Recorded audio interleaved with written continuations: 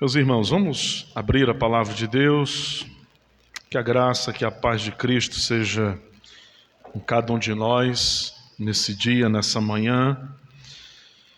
A chuva cai sobre a nossa terra e é uma bênção. E a chuva vem trazendo refrigério.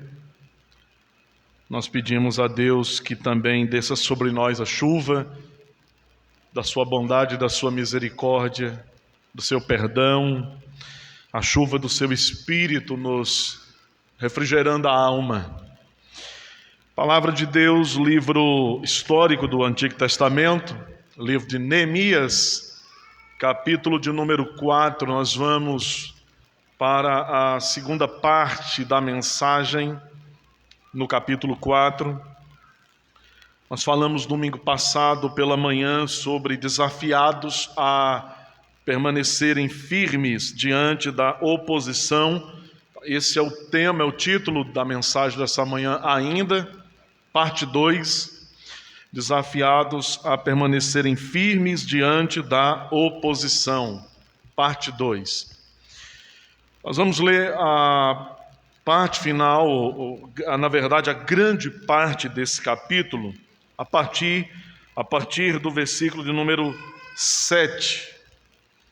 A partir do versículo 7, diz assim a palavra de Deus: Mas ouvindo Sanbalate e Tobias, os arábios, os amonitas e os asdoditas, que a reparação dos muros de Jerusalém ia avante, que já se começavam a fechar-lhe as brechas, ficaram sobremodo irados. Ajuntaram-se todos de comum acordo para virem atacar Jerusalém e suscitar confusão ali. Porém nós oramos ao nosso Deus e como proteção pusemos guarda contra eles de dia e de noite. Então disse Judá: já desfaleceram as forças dos carregadores e os escombros são muitos, de maneira que não podemos edificar o muro. Disseram, porém, os nossos inimigos: nada saberão disto, nem verão até que entremos no meio deles e os matemos, assim faremos cessar a obra. Quando os judeus que habitavam na vizinhança deles 10 vezes nos disseram: de todos os lugares onde moram subirão contra nós. Então pus o povo por famílias nos lugares baixos e abertos, por detrás do muro, com as suas espadas e as suas lanças e os seus arcos. Inspecionei, dispus-me e disse aos nobres, aos magistrados, ao resto do povo: não os temais, lembrai-vos do Senhor, grande e temível, e pelejai pelos vossos irmãos, vossos filhos, vossas filhas, vossa mulher e vossa casa.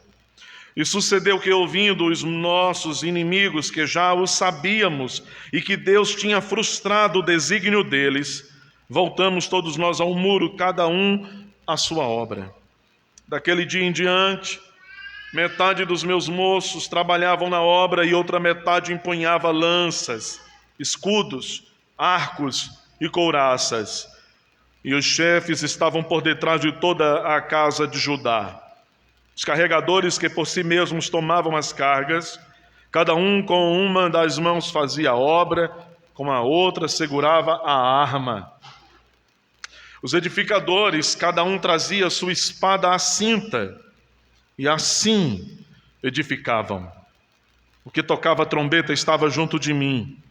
Disse eu aos nobres, aos magistrados, ao resto do povo: grande e extensa é a obra, e nós estamos num muro muito separados, longe uns dos outros. No lugar em que ouvides o som da trombeta, para ali acorrei e ter conosco o nosso Deus pelejará por nós. Assim trabalhávamos na obra, e metade empunhava as lanças, desde o raiar do dia até ao sair das estrelas. Também nesse mesmo tempo disse eu ao povo: cada um com o seu moço fique em Jerusalém, para que de noite nos sirvam de guarda e de dia trabalhem. Nem eu, nem meus irmãos, nem meus moços, nem os homens da guarda que me seguiam largávamos as nossas vestes. Cada um se deitava com as armas à sua direita. Amém. Amados irmãos, Oliver Cromwell, ele foi uma das figuras mais influentes da história britânica. Oliver Cromwell, ele foi um militar, ele foi político e líder puritano da igreja na Inglaterra. Ele exerceu governo na Inglaterra no período do século XVII, o século dos puritanos, dos nossos pais puritanos. Cromwell disse: confie em Deus, mas mantenha a pólvora seca. Confie em Deus, mas mantenha a pólvora pronta para o fogo. Confiança no poder de Deus era o que Cromwell estava afirmando. E responsabilidade, diligência, prontidão.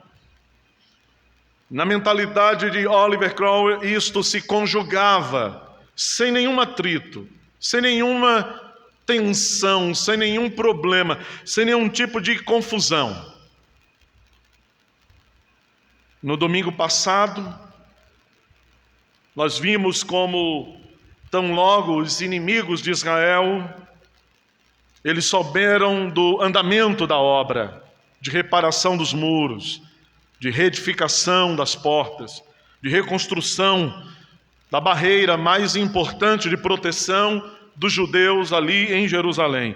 E então, sabedores de que uma grande obra estava em curso ali, os inimigos do povo de Deus não perderam tempo. Rapidamente, eles se movimentaram num trabalho de, a todo custo e a qualquer custo, atrapalhar o progresso da obra que era a obra do povo de Deus.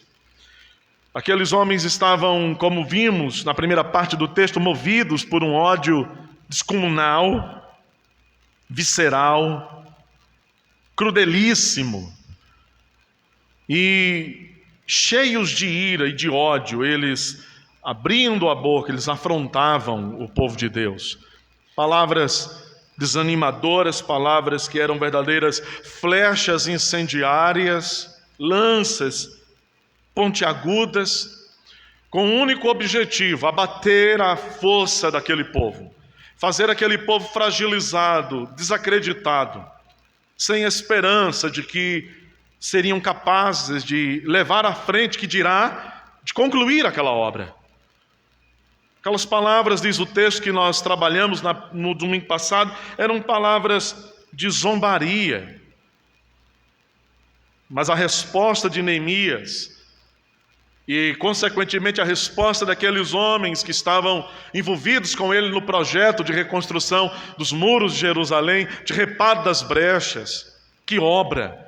A resposta de Neemias, encorajando o povo, foi uma resposta firme. Ele se colocou diante de Deus, ele levou a Deus a causa, o desafio, o problema, a ameaça, e ele orou. Ele falou com Deus. E hoje, nesta manhã, nós vamos dar continuidade a olhar a isso, ver o texto que nós temos diante de nós, e nós vamos ver uma escalada da oposição, do afrontamento, da resistência.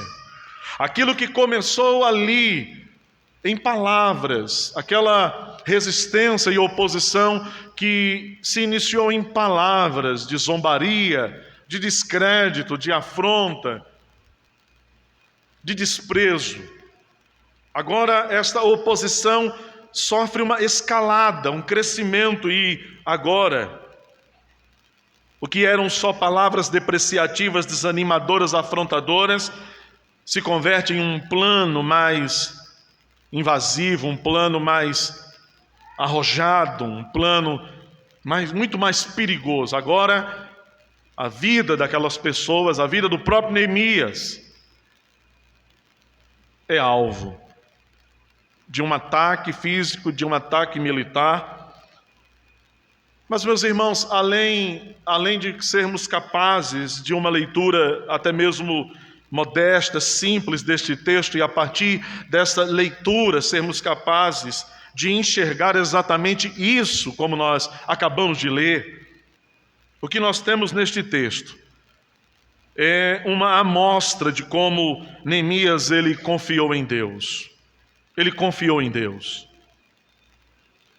E ele levou o povo de Jerusalém a manter firme também a sua confiança em Deus. E essa é uma característica muito importante na vida de bons líderes na casa de Deus. Não estou falando de líderes perfeitos, que não têm suas fraquezas e não falham e não erram, mas de líderes fiéis a Deus, que amam a Deus e que querem ser úteis na casa, no reino de Deus. Estes líderes, e que Deus nos encontre assim, por sua graça, eles devem ter como característica a capacidade de encorajar o povo de Deus, como Neemias fez, diante dos problemas, diante das adversidades, diante dos perigos, diante das ameaças, diante das calúnias, diante das afrontas, diante de todo tipo de fortaleza e de resistência à verdade, ao bem, à justiça, à comunhão do povo de Deus, esses líderes devem ter a capacidade de, pelo poder de Deus, pelo Espírito do Senhor, de encorajar também o povo de Deus a permanecer firme, inabalável, convicto de qual é o seu lugar, para o que Deus o chamou e para o que Deus deseja com cada um de nós. Hoje nós vamos olhar nessa direção. Neemias confia em Deus. Neemias leva Jerusalém a manter firme essa confiança no coração. Se você prestou uma atenção importante à leitura do texto, nós vamos perceber que Neemias leva este povo a manter no coração firme a confiança em Deus, que é o guarda de Israel, que não dorme, que não cochila, que não tosqueneja, que está 24 horas com seus olhos abertos sobre o seu povo, e mesmo quando dormimos, o Senhor cuida de nós. Neemias leva este povo a manter firme no coração a confiança em Deus e nas mãos a espada, a pólvora de Oliver Cromwell, a espada pronta para o combate. Nós podemos afirmar, meus irmãos, com muita precisão, que nós precisamos então manter firme a fé operante em nosso coração. E a vigilância sempre constante. Fé e vigilância. O Senhor Jesus nos ensinou isso. Orai e vigiai. Oração e vigilância. Oração e ação. Oração e prontidão para o trabalho.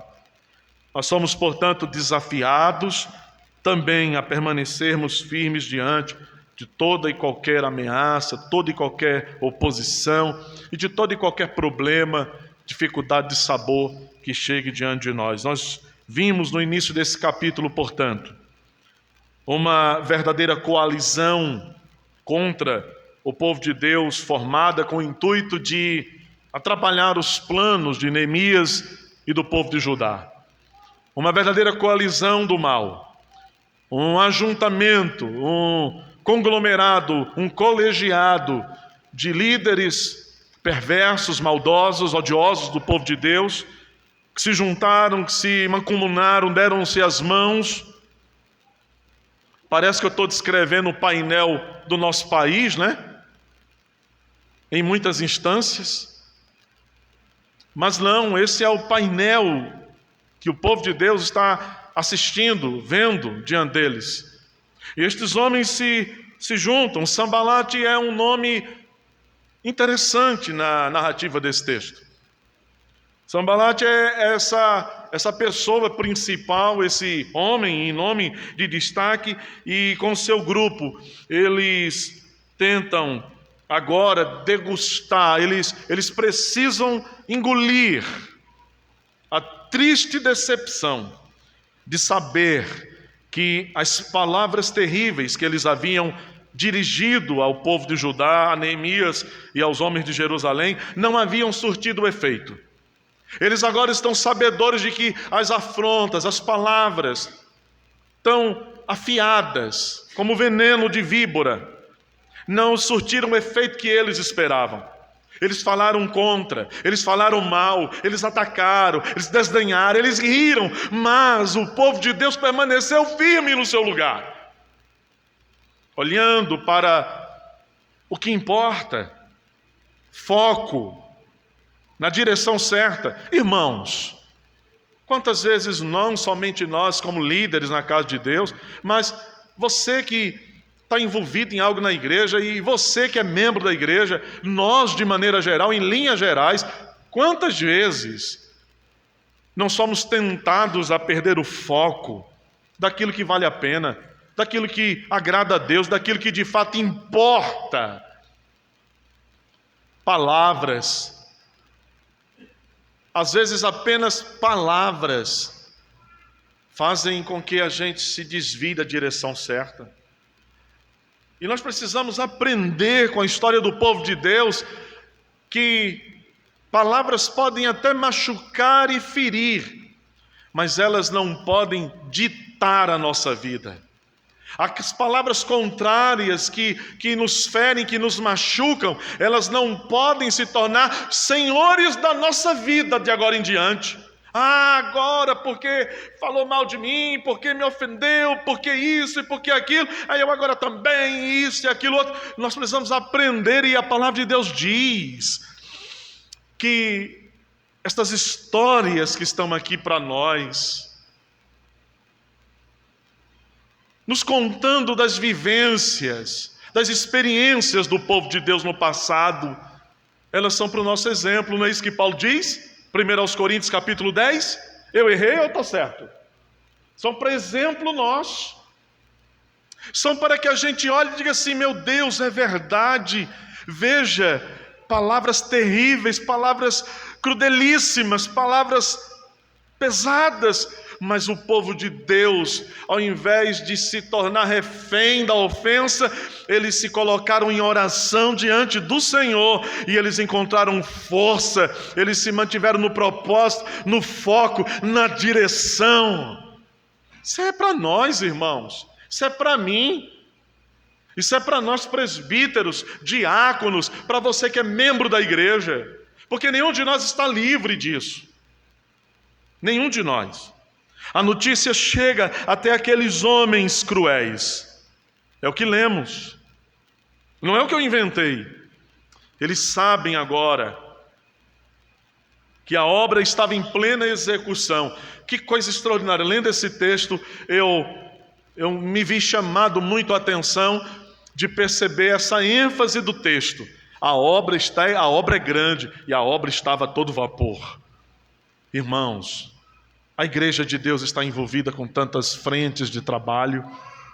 Às vezes são frentes de trabalho mais íntimas, mais direcionadas a tratar de pessoas em seus dilemas, em suas bifurcações existenciais, com as suas dúvidas. Mas a igreja também está envolvida com frentes de trabalho mais públicas, mais grupais, não é assim? Que envolve a maioria de gente, o todo. São tantas ações em curso, são às vezes tantos planos no papel, na planta, para serem executados, e nós precisamos ter a convicção de que Deus nos coloca como trabalhadores na sua casa, trabalhadores no seu reino, e que nós estamos envolvidos numa grande obra também.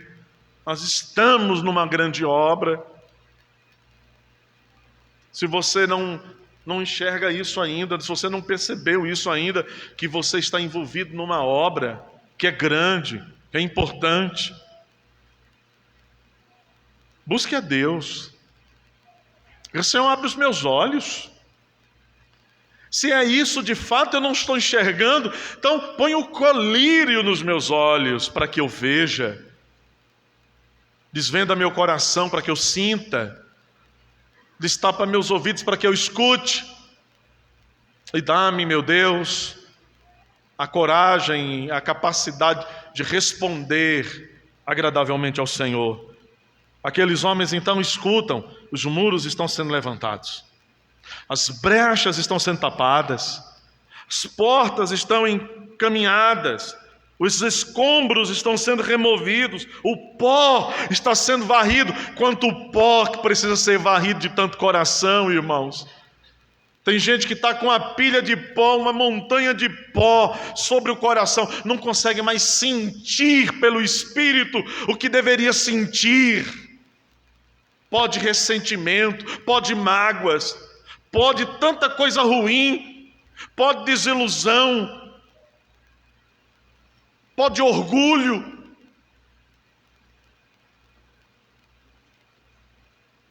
E quando a gente...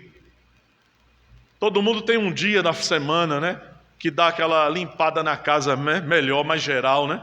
E o resto dos dias talvez é manutenção básica, como... Pelo menos lá em casa é assim. O nosso dia lá é segunda-feira. Nosso dia lá de manutenção, de limpeza, lava banheiro, varre sala, cozinha, quarto, tal, áreas externas e tudo para deixar cheirosinho, tudo no brinco, um brinco. É segunda. Talvez seu dia seja sábado ou sexta, não sei. E amanhã é o nosso dia, né? É eu, a mulher e os meninos aí. Os meninos muito menos, que é por causa dos estudos, mas... E aí a gente vai ter que varrer para remover o pó. E a gente não varre a casa e põe o pó no cantinho da parede. Deixa nesse cantinho aqui, que aqui tá bom, tá varrido. Põe até a vassoura assim na frente do pó, né? Porque esconde, camufla, deixa ali. Não, a gente vai varrendo com a pá, jogando dentro de uma sacolinha, de um saquinho de lixo. A gente vai removendo o pó. A gente precisa remover o pó, porque remover os escombros. Irmãos, a gente vai juntando tanta petralha, tanta metralha, tanto mal no nosso coração, tanta coisa terrível, e isso vai atrapalhando a nossa vida, vai dificultando a marcha, a caminhada. Tem que tirar esses escombros. O versículo 7 começa a ser fortalecido. As ameaças, contudo, a despeito da coragem, a despeito da vida de oração, a despeito da disposição de seguir avante, contudo, as ameaças, elas não deveriam ser ignoradas. As ameaças, elas eram reais. E diz o texto que nós lemos que por todos os lados, por todos os flancos, os inimigos estão à espreita do povo de Deus. A palavra de Deus nos lembra, o apóstolo Pedro escrevendo, ele diz que o diabo é como um leão. Ele está ao nosso derredor, ao derredor do povo de Deus. Como um leão bravo, faminto, feroz, buscando a quem possa devorar, tragar, ferir. Irmãos, até que ponto a gente lê isso? Até que ponto a gente escuta isso? E a gente encara essa declaração de Pedro como algo verdadeiro, real. Isso é verdade. O diabo está querendo nos destruir. Para ele não tem mais jeito. Para ele não há escapatória. Ele é destruído, derrotado. Ele sabe disso. O seu fim é certo. Mas ele não cessa, não se desanima de querer arruinar a igreja de Deus, de atrapalhar a nossa produção, de prejudicar nosso trabalho, de afetar nossa comunhão. Ele quer nos ver cair, separados, destruídos, destroçados, acumulando escombros, pó em nosso coração. A ameaça era real e ela era de todos os lados. O texto diz que a ameaça vinha do norte, Sambalat e os samaritanos, a ameaça vinha do leste, Tobias, os amonitas, a ameaça vinha do sul, Gesem e os árabes, e ela vinha do oeste, os asdoditas, de todos os lados, dos 4 cantos. Israel está cercado. Os inimigos estão numa coalizão, um pacto de destruição. Se juntaram, diz o versículo 8, para atacarem a cidade. O plano de um ataque de mãos armadas estava decidido. Matar, derramar sangue. O diabo está trabalhando no coração destes homens. E qual é a reação de Neemias, irmãos? Qual é a reação de Neemias? Versículo 9, veja. Versículo 9. Porém, nós oramos ao nosso Deus, e como proteção pusemos guarda contra eles, dia e noite. Mais uma vez Neemias ora ao Senhor. Ele ora. Mais uma vez ele busca Deus. E aqui nesse texto, no verso 9, 2 coisas Neemias coordenou muito bem. 2 coisas. A primeira, oração. Nós oramos. É o que o crente faz, não é? É ou não é? Não é? Não é o mesmo? Certo? Cada um de vocês aqui não é isso. Crente ora. Cristão ora. A gente não decide sem antes levar a Deus. A gente não toma decisões muito sérias. Talvez a gente não acorde assim: Senhor, o que devo comer hoje? Peixe ou frango? Dobra o joelho para orar, para descobrir o que vai comer. Não, a gente não faz isso, né? A gente levanta assim: agora eu estou comendo um peixinho no molho, uma moquequinha baiana, delícia. Nossa, essa hora perto do almoço, né? Com bastante dendê, pimenta, leite de coco. Se não tiver, não é moqueca que presta. Não venha você caprichar para dizer que você sabe o que é moqueca. E tem que moqueca é baiana. É baiana. Isso aqui não perde para ninguém. Ah, meus irmãos, aquele povo primeiramente ora. Então a gente não fica orando a Deus por coisas tão simplórias do dia a dia, mas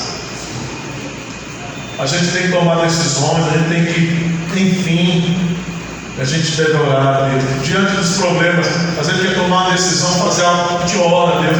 É difícil a gente lembrar disso. Porque na hora que vem o impulso de fazer algumas coisas, na hora que está na telha, a gente dificilmente diz: não, peraí, eu vou dobrar meu joelho e vou perguntar ao Senhor: Senhor, eu quero agora fazer, aprontar isso, o Senhor abençoa. A gente nem lembra disso. A gente nem lembra. Mas Neemias, ele precisa tomar decisão, precisa fazer algo, conduzir o povo a fazer algo. E aí ele diz assim: vamos orar. Eu acho uma das coisas mais belas do povo de Deus, na igreja de Deus, irmãos, isso é bonito. Que às vezes a gente daqui fala algumas coisas com vocês, e a gente imagina algumas coisas, a gente deseja outras coisas, e às vezes a gente diz assim: nós vamos orar por isso agora, né? Vamos orar. Isso está entranhado no DNA do cristão. A igreja orando junta por um propósito. Isso é desde o começo, é desde o berço. Atos capítulo 2, a igreja se junta no mesmo lugar. Não tinham templo os cristãos ainda. Isso é coisa para depois. O templo de Jerusalém era uma coisa ainda que, embora os cristãos fossem lá, mas a igreja era muito caseira, familiar, comunitariamente nas casas. E você vai ler passagens em Atos, o povo de Deus se juntando ali em casas, juntos, a igreja, orando por causas muito importantes. Como foi na questão da prisão do apóstolo Pedro, a prisão do Tiago e tantas outras situações. A igreja se junta e diz: vamos orar por esta causa, vamos orar por isso. Isso aqui é bonito.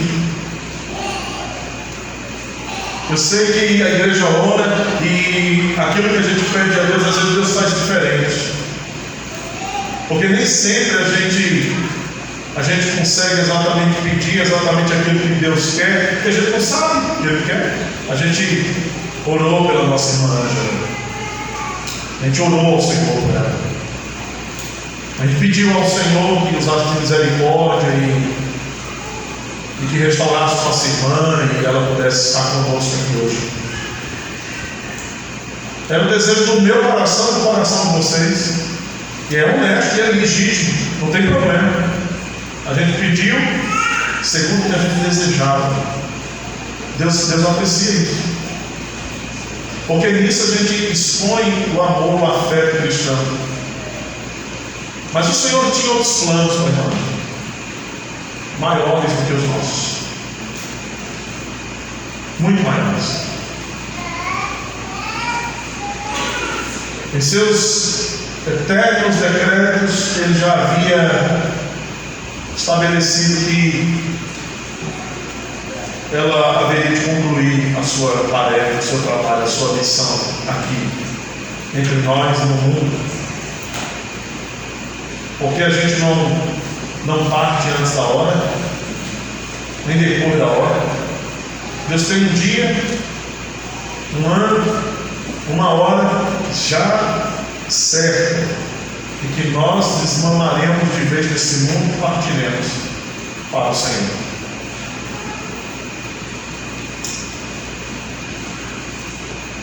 Neemias ora, mas ele faz uma segunda coisa desse verso 9. Coloca a ordem. Entendeu? Em outras palavras, Neemias está dizendo: vamos confiar em Deus e manter a pólvora seca. Vamos confiar em Deus e manter a espada de prontidão. É isso aqui mesmo. Você acha que Neemias ia dizer assim: ó, os inimigos estão vindo de todos os lados, vamos orar a Deus e vamos ficar aqui esperando? Não. A oração não precisa excluir a ação. Nós devemos orar, mas isso não significa que não seja legítima a preparação e a vigilância. Nem todas as brechas estavam ainda reparadas. Ainda haviam muitas brechas. A obra era grande, irmãos. De maneira que quando os trabalhadores estavam trabalhando neste ponto do muro, os outros estavam muito longe. Havia uma distância grande. Havia muito entulho. Tudo precisava ser removido. Os carregadores já estavam cansados de tirar. Puxa o carrinho para lá, puxa a carroça para cá, para acolá, puxa, estica, puxa, vai. Os homens, muito trabalho. Chegou o fim do dia, todo mundo cansado, exausto. E ainda tinha tanto trabalho a ser feito. As notícias davam conta de que os inimigos estavam dizendo em seus lugares: vamos entrar no meio deles, vamos penetrar pelas brechas que ainda existem no muro. Eles sequer se darão conta quando isso acontecer, e quando eles menos esperarem, nós estaremos com as nossas lanças e espadas nas costas destes malditos judeus, desses horríveis israelitas. Nós vamos surpreendê-los. É o elemento surpresa do ataque. Nós os mataremos. Nós daremos fim, cabo da vida deles e cabo da obra que eles estão fazendo. O projeto era real, então. E os cuidados, a vigilância precisavam ser também reais. Então, no versículo 13, veja o que diz o texto sagrado. Então pus o povo, diz Neemias, por famílias, ordem. O povo de Deus é um povo que trabalha com ordem. Em todo o tempo é assim, não só no momento de conflito, meus irmãos. Ordem. Neemias coloca o povo por ordem de famílias, nos lugares mais baixos, nos lugares abertos, por detrás do muro, com as suas espadas, as lanças e os arcos, mas também, não só em tempo de crise, o povo está ordenado, mas no tempo de tranquilidade, a igreja é lugar de ordem. O Espírito de Deus não é um espírito de desordem. Paulo, quando escreve aos Coríntios, ele lembra isso, aquela igreja que vivia no culto a Deus uma desordem completa. E Paulo diz: tudo seja feito com decência e ordem. Ordem na casa de Deus. Neemias diz que colocou o povo, distribuiu o povo, onde haviam brechas, onde o muro é mais baixo. Neemias não propôs que estivessem ali esperando os inimigos com algum discurso romântico. Hoje o que mais tem na mídia social é especialista em segurança pública, que nunca segurou o fuzil, que nunca foi para o enfrentamento com a bandidagem, é especialista de combate à criminalidade de escritório, de escrivaninha.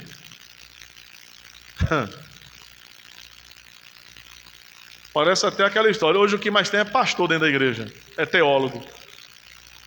Nunca teve que aconselhar casal com problema, nunca teve que lidar com um crente difícil, trabalhoso, nunca teve que lidar com as agruras, do trato pastoral.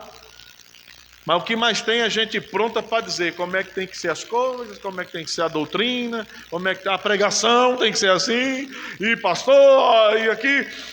E hoje o que mais tem é especialista de segurança pública dando lição. Do tipo assim, poderia desarmar o traficante num morro com um fuzil com uma pedrada. Antes dele dar o golpe para armar, a pedra desarma o cara. É engraçado, né? Você pega uma pedra boa, joga na cabeça, o cara não consegue nem dar o golpe no fuzil para armar, colocar o projetil, a bala na câmara. Ele não vai atirar. Foi neutralizado com a pedrada. Uau! Show de bola! Neemias junta o povo, põe em ordem, distribui o povo, e ele não diz: agora vocês fiquem aí sentadinhos, tá bom? Prepara o discurso romântico. Flores é uma boa ideia. Pega cada um um buquê de flor. Pega cada um buquê de flor, um poema, Drummond de Andrade, sei lá, algum poeta português, quem sabe, famoso.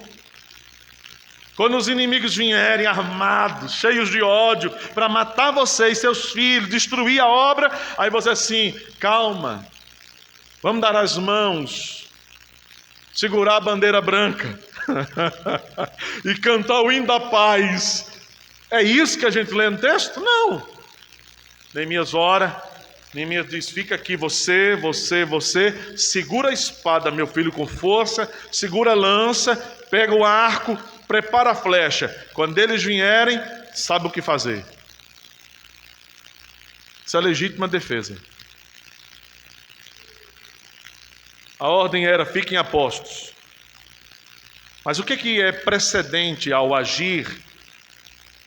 O que precede o agir ou a possibilidade de ter de agir? O que precede a tudo isso é a oração, é a confiança em Deus, é dizer assim: Senhor, porque se o Senhor não guardar a cidade, em vão vigia a sentinela. É o Senhor.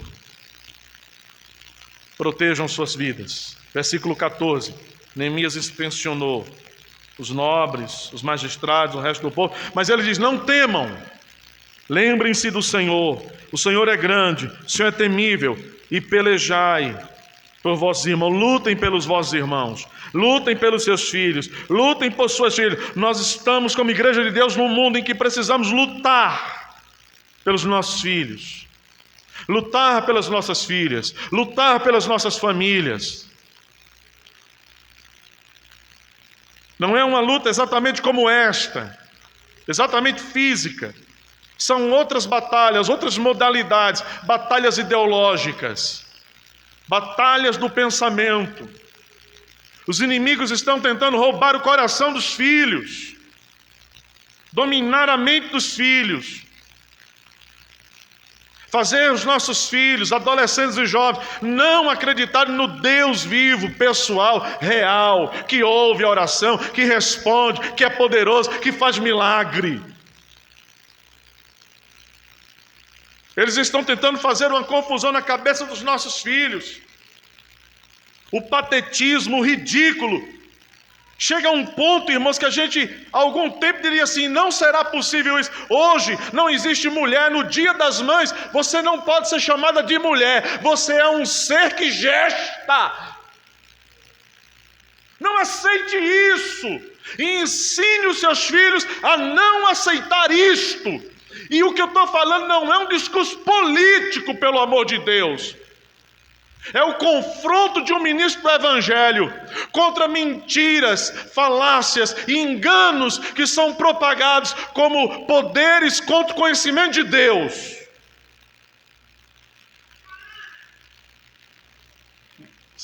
Pessoa que gesta. Ô Bob, sai desse mundo encantado, Bob. Você é mulher. E você é homem. E o que passa disso é marmota do cão. Pode botar na internet, viu? Não tire não.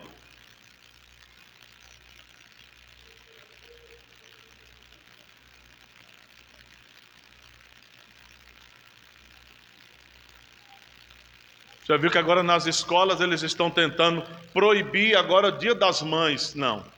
Dia do ser que gesta. Aí teu filho vai chegar em casa assim: olha mãe, vai ter a programação da escola do dia do ser que gesta. Que ser que gesta? Eu só conheço um ser que gesta. Menstrua, tem útero, que tem óvulo.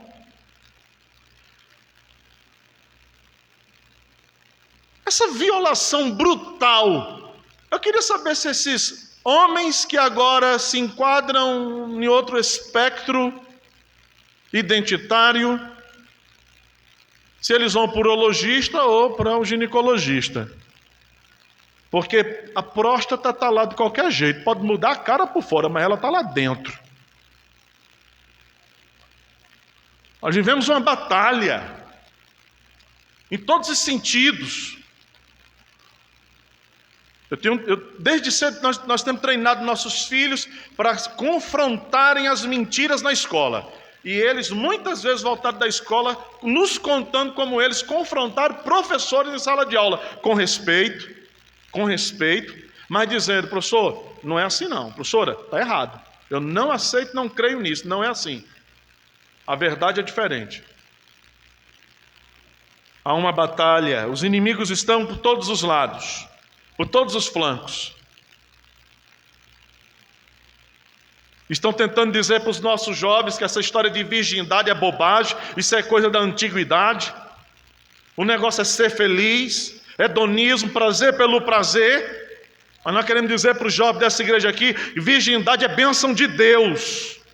Mais do que isso é no casamento e não pode ser fora. Eu estou muito preocupado. Eu acho que todo pai e mãe nessa igreja que tem olhado, observado, pensado, também deve estar compartilhando comigo dessa preocupação. Essa meninada na igreja com 13 anos namorando, com 14 anos namorando, menina com 15, minha filha tem 15, Deus me livre, ela não quer namorado, não é porque eu proíbo não. Graças a Deus orientamos, eu e a mãe, não tem interesse nenhum no namorado, nem se apresente, caba velho, nem chegue junto. Nem arrisque.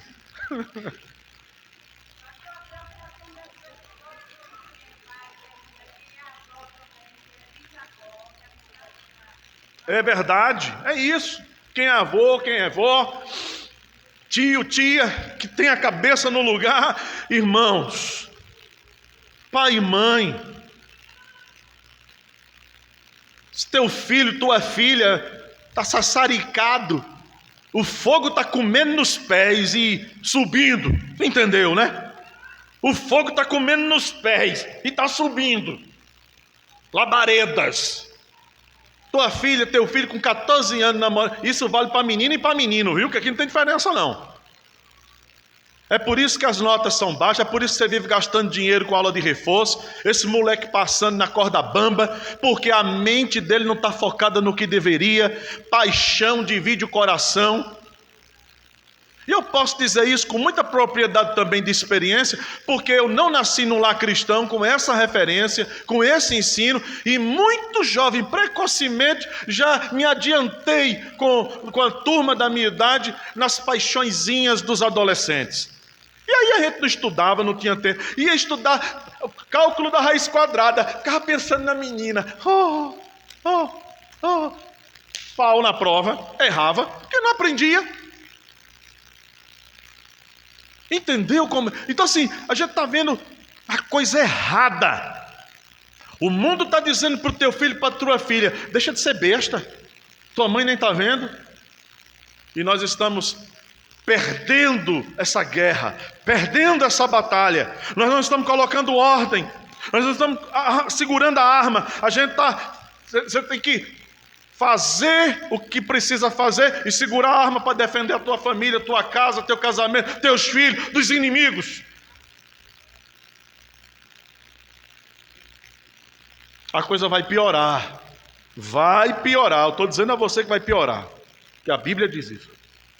Vai piorar. A pergunta é: que resposta como povo de Deus nós vamos dar nesse mundo, irmãos? Que resposta nós vamos dar?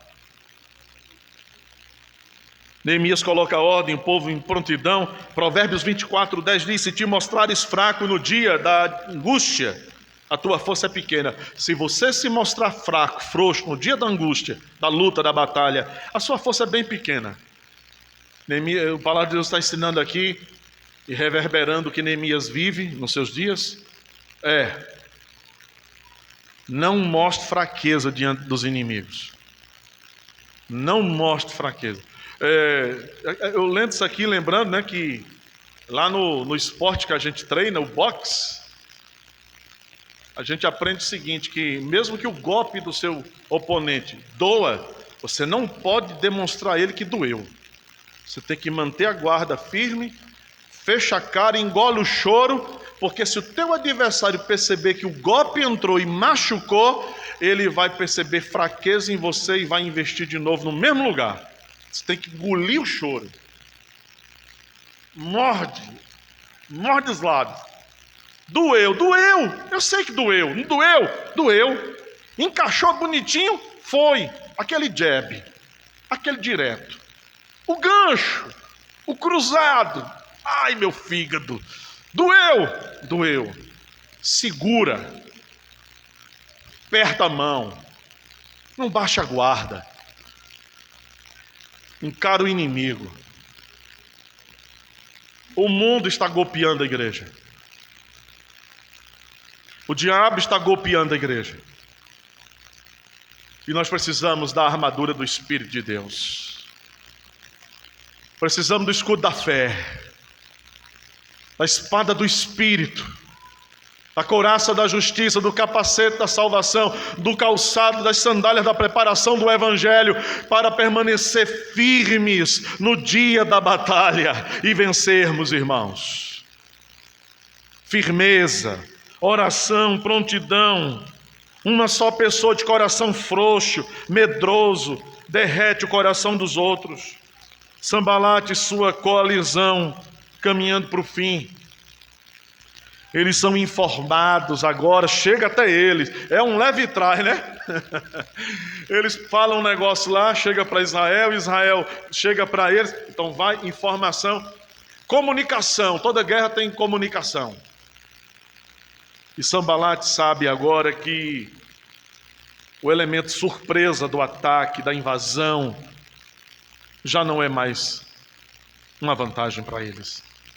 Porque eles agora são informados de que Neemias e todo o povo de Judá, de Israel, está sabendo do plano e que eles já estão perfilados, colocados nos seus postos, nos seus flancos, nas suas posições, armados até os dentes. Armados. Irmão, todo homem dessa igreja, todo homem precisa ter um bom porrete dentro de casa. Se você não puder ter outra coisa mais eficaz à distância, providencie um bom porrete, um bom taco de beisebol. Deixe ao alcance de sua mão. Para que, pastor, isso? O senhor está ensinando violência, pastor? Não. Eu estou te dizendo que você é responsável para proteger sua mulher e seus filhos. Com o que você puder, com o que você tiver na mão. Ah, pastor, só tem uma panela de água quente. Pronto, é com ela que você vai defender sua casa. Pastor, eu tenho um estilingue de tradição quando era menino. Pronto, é ele, deixa o cartucho perto, a bala. É com ele que você vai defender sua casa. Você tem que ter um taco bom de beisebol, um porrete bom dentro de casa, perto de onde você esteja. E para quê, pastor?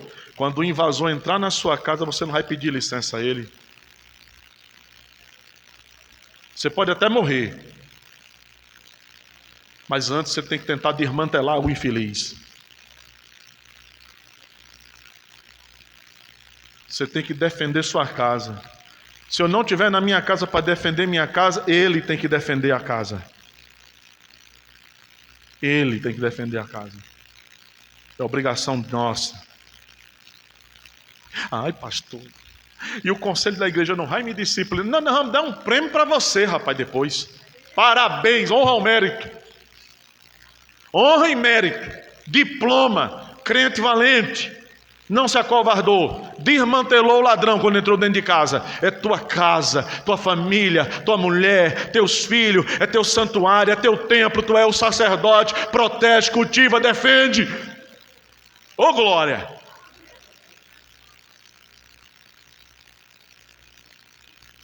Há uma música de uma banda que ainda faz parte da minha vida, o Fruto Sagrado.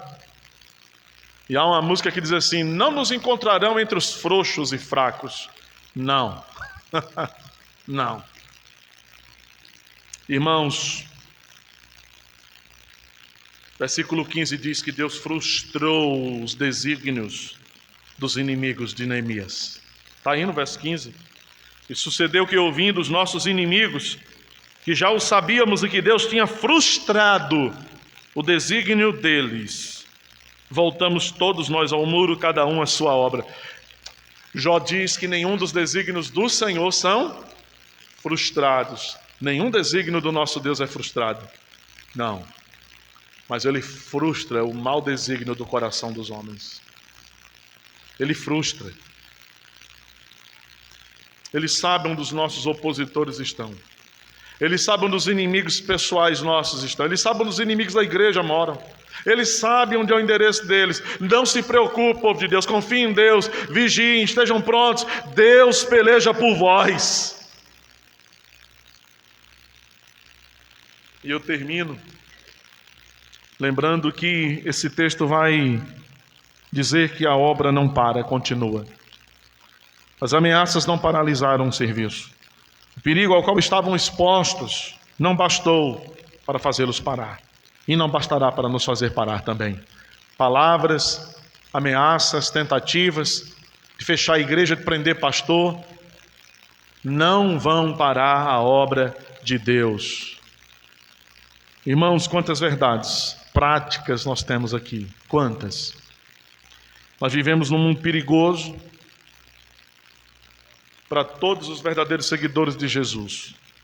Ameaças diversas se levantam para nos fazer abandonar o trabalho do Rei. Aprendemos que uma fé viva e uma fé intensa que nos move a orar diante dos desafios não exclui nossa prontidão para agir de conformidade com a justiça, a verdade e a bondade, para fazer o uso dos meios legítimos, seja na defesa física, seja na defesa intelectual. Nós somos lembrados a orar e vigiar.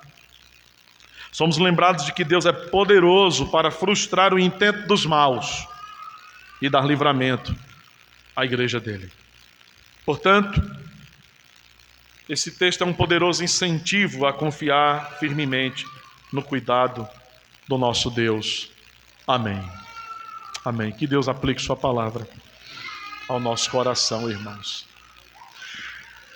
Nós vamos, portanto, orar ao Senhor. E eu convido você a colocar-se de pé.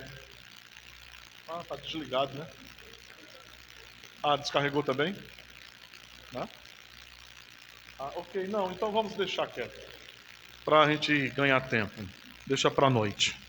Nós vamos apenas orar, receber a bênção e, na sequência, os avisos, queridos irmãos. Que a palavra de Deus tenha falado ao seu coração nessa manhã. Que a palavra de Deus nos fortaleça, irmãos. Nos cure, nos sare. Querido Deus, obrigado pelo cuidado do Senhor para com cada um de nós. Obrigado pela tua palavra, Senhor, que às vezes fustiga a nossa consciência, fustiga o nosso coração. Mas é para o nosso bem, na providência do Senhor, a fim de nos despertar. Faz do teu povo como Neemias e o povo de Neemias. Um povo firme, resoluto, piedoso, que ora, mas que também está pronto para agir, para fazer aquilo que o Senhor mesmo deseja que façamos. Protege nossa casa, nossa família, nossos filhos, nossos adolescentes, nossos jovens. Guarda-os, ó Deus. Porque as ameaças no nosso país, elas nem são físicas, salvo em alguma situação aqui ou ali. Mas as grandes ameaças contra o teu povo, contra a tua igreja, elas são ideológicas. Elas são do pensamento, dos costumes que vão sendo rompidos, pisados, e condutas novíssimas vão sendo institucionalizadas. Guarda as nossas filhas, Senhor, quando elas entrarem no banheiro público. Tenha misericórdia. Porque há homens maus e perversos que não querem o bem da sociedade, eles querem a destruição da sociedade. Guarda os nossos filhos em geral, Senhor, dos pedófilos que estão às soltas, desses cães malditos que estão no universo da internet, infiltrados nas escolas. Tem misericórdia dos nossos filhos. Ó Deus, em nome de Jesus, que o Senhor preserve-nos de todo mal, de todo dolo, de toda malignidade que se levanta para arrasar o teu povo, destruir a nossa unidade, a nossa fé. Os que estão em dúvida teológica, doutrinária, ó Deus, ilumina os olhos do entendimento. Pai, no nome de Jesus, obrigado por este dia. Continua nos abençoando em tudo mais, para a tua glória, Senhor Deus. Obrigado, Senhor. Tu sabes do que nós precisamos, do que cada pessoa aqui precisa. Nós te louvamos por isso, porque o Senhor é o Deus que conhece e que age. Em nome de Jesus que oramos.